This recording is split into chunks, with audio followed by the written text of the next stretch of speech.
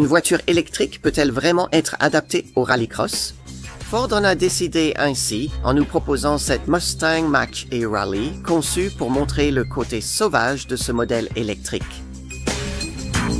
Les principaux éléments mécaniques viennent ici de la Mustang Mach-E Gran Turismo haut de gamme.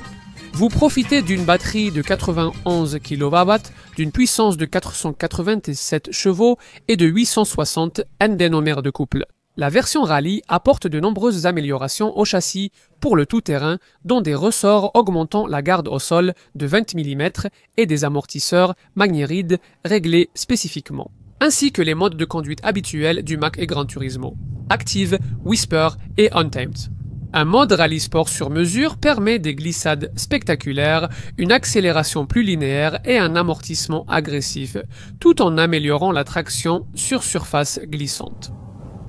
Les panneaux de carrosserie ont un revêtement protecteur réduisant le risque de rayures et d'éclats. La batterie et les moteurs électriques sont aussi protégés des pierres et chocs par un épais blindage sous la carrosserie. Ford affirme avoir testé la Mustang Mach-E Rally face à ce qu'elle appelle les héros légendaires de son héritage rallycross et sur cette surface glissante. Les essais ont apparemment révélé que, grâce au contrôle précis de l'accélération et au poids bas de la grosse batterie sous le plancher, ses capacités sont incroyables.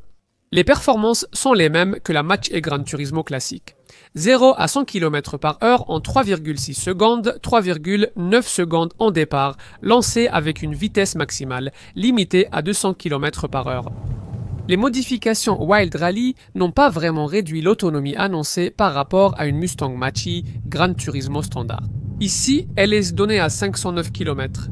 Ensuite, il y a la question de la recharge à prendre en compte, car les propriétaires de véhicules électriques effectuent 80% de leur recharge à domicile.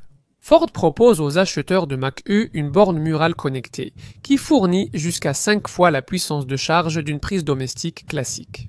Cela signifie que les clients peuvent ajouter une autonomie moyenne estimée à 61 km/h de charge. Cela est basé sur les configurations à propulsion arrière avec autonomie étendue. Le câble de recharge domestique Ford, qui est inclus avec le véhicule, peut ajouter une autonomie moyenne estimée à 14 km/h de charge. En utilisant une prise domestique européenne typique, le style sur mesure ici a apparemment été inspiré par la légendaire Ford Focus Rally Sport, notamment ce spectaculaire aileron arrière.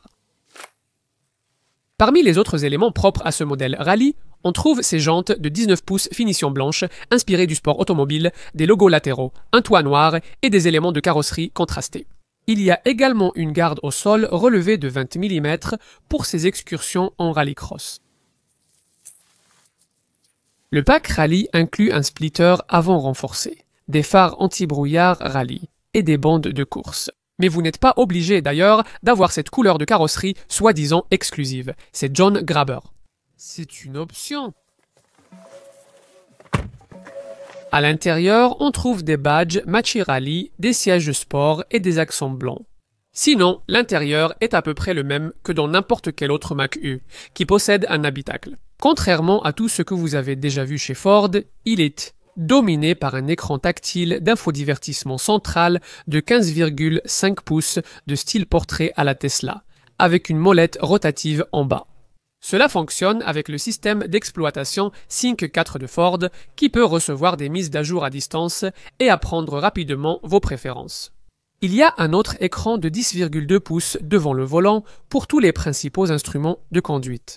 Un accoudoir flottant rabattable sert également d'endroit pour ranger des sacs à main ou des sacs. Il y a une boîte à gants de taille raisonnable, un chargeur de téléphone devant les deux portes gobelets et ils sont juste devant le sélecteur de vitesse rotatif. 2 adultes peuvent être confortablement installés à l'arrière. Jetons un coup d'œil à l'arrière. Le haillon s'ouvre sur un coffre de 402 litres avec plancher modulable, lumière vive, prise 12 volts à droite et crochet pour sac des deux côtés. L'espace est extensible à 1420 litres si vous rabattez la banquette arrière. De plus, un espace de 81 litres se trouve sous le capot. Et cela se présente sous la forme d'un compartiment drainable, ce qui sera pratique pour des vêtements ou des chaussures mouillées ou boueux.